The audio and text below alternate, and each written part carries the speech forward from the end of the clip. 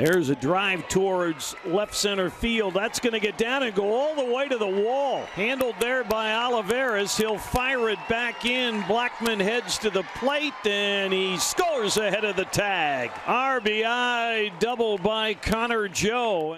A pitcher better swing and a miss on a really good curveball that time. He totally tied up Rivera. Sam Hilliard. Sam hit the ball well his first time up. 2-2 is hit pretty well to left field. Going back to the wall to watch it go is Jones. It is out of here. Touch him all time the opposite way. Sam Hilliard. Hampson at first with 2 outs in the 4th. The pitch is hit towards right center field. Olivares going back, still going back, still going back off the base of the wall. Hampson rounds third. He is going to score. Nope, that still is Jacoby Jones, so not a pinch hitter. Foul pop handled right at the railing by Alurius Montero. Works out of the stretch. The 3-1 is hit hard. Montero to his left, grabs it, flips to Sheffield for the out.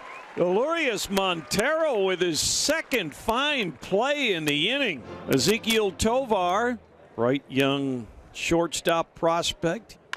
He'll bounce it towards third, fair ball, and it goes down the line, hits off the sidewall, and with his speed, he cruises easily into second base with a double.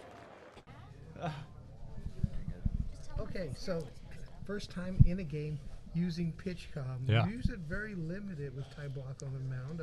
How do you feel about the new technology? I think it's going to take a little bit of time for me, for the pitchers, just to kind of get in the flow of the usage of it. You know what I mean? We were just trying to use it with a guy on second today, and there was only a guy on second for one pitch, so we used it for that one pitch, and that was about it. Yeah, so I guess now have you used it much in live BPs? I know Brian Servin has. Mm-hmm. How about you? We've used it. I've used it in one live BP, one bullpen, and then just kind of tried to take it in the game today. Yeah, I just kept a few times I've hit it on the side of my shin guard, but it's going to happen, and you know, as long as we just kind of keep the game under control, and at the end of the day, if I can put a sign down, and there's no really big deal about it. Okay, so let's go back to that.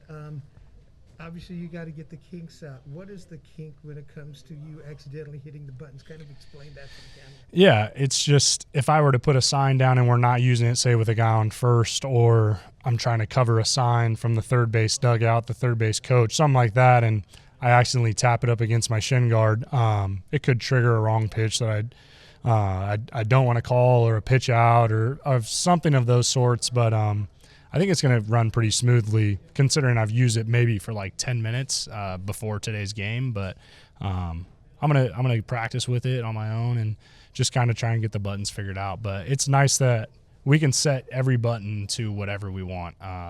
So at the end of the day, we have full control over what we want the PitchCom to do. Yeah, it's funny because when I've read a few stories about it, it's like, this is wonderful, Mm-hmm. everything works well.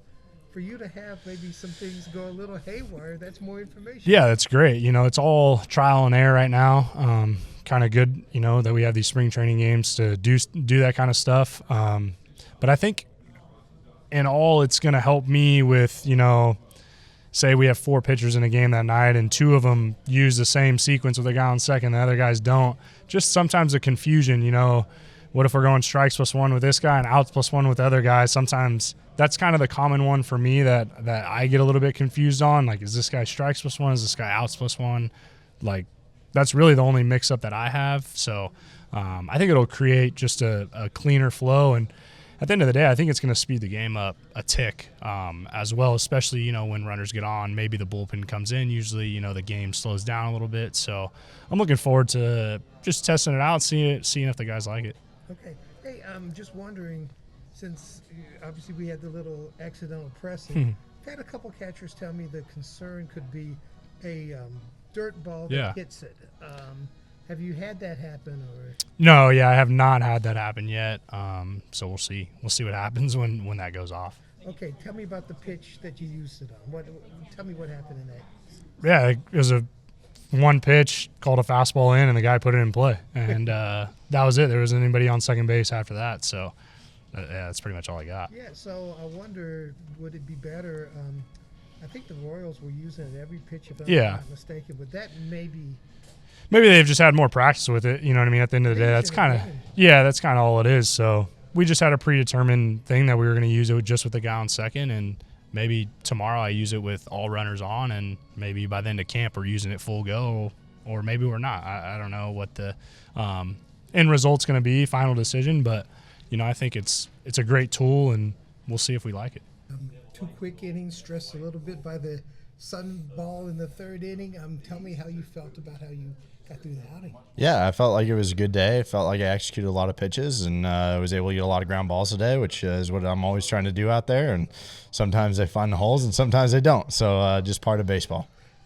In a way, was it good to have kind of a stress inning there to pitch from the stretch and deal with runners on base? Yeah, I think that was good, just to be able to know what I needed to do to execute pitches, how to get guys out in those situations, not let the inning get too far away from me when things start to speed up. So I was able to stay under control and just keep going at it. And in the beginning here, Buddy said that you came in healthy, ready to start. Looks like you're getting a pretty good opportunity here to show what you can do as a starting pitcher. Is that what you kind of expected when you signed here?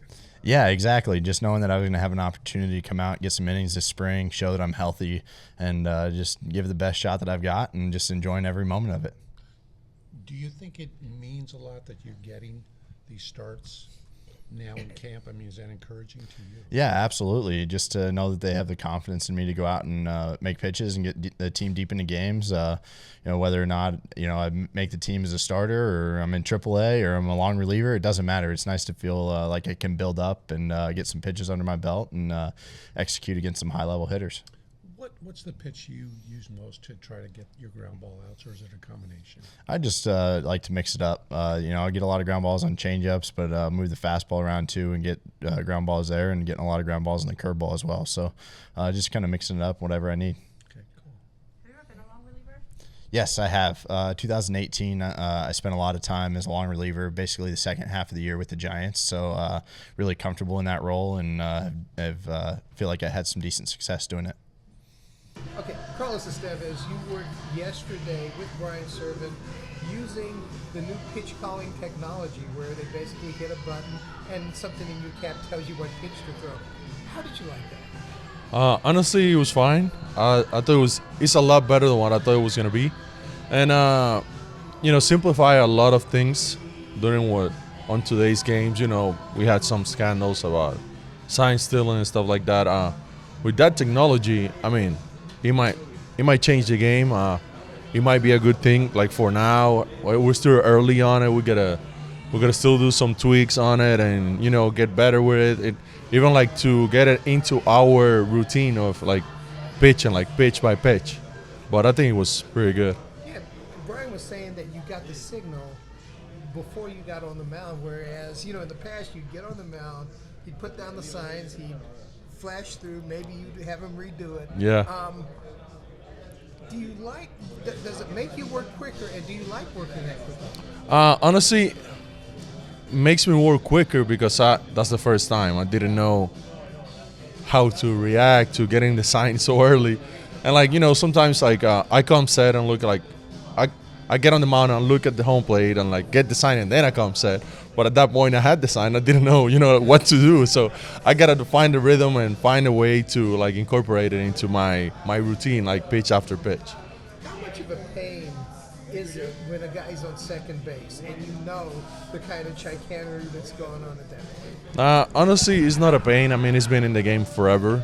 But nowadays technology has been helping a lot of things to get better and better. And that's one of the things that he's been in the game for a long time. They're trying to steal your signs. You keep changing them and mixing them up so they don't get it. And honestly, it's not like a pain, but if you're less worried about it, I think it's a lot better. Now, do you worry that someone has some sort of signal there that's going to intercept that side? No, I don't think so. Yeah, that's just being paranoid at that point. That's nothing. That's fine. Well, let me bring up another paranoid point. It actually tells you what pitch to throw, fastball, slider, whatever. Do you think there's a guy at second base who can hear that far? I mean, I don't think so. I mean, I can barely hit it. It's like it's right on my ear. If I don't hear it right there, I mean, come on, I gotta check myself. But it's at the good level of not noise, but the voice I can hear really good, and I think that's fine. Thank you very much. I appreciate it.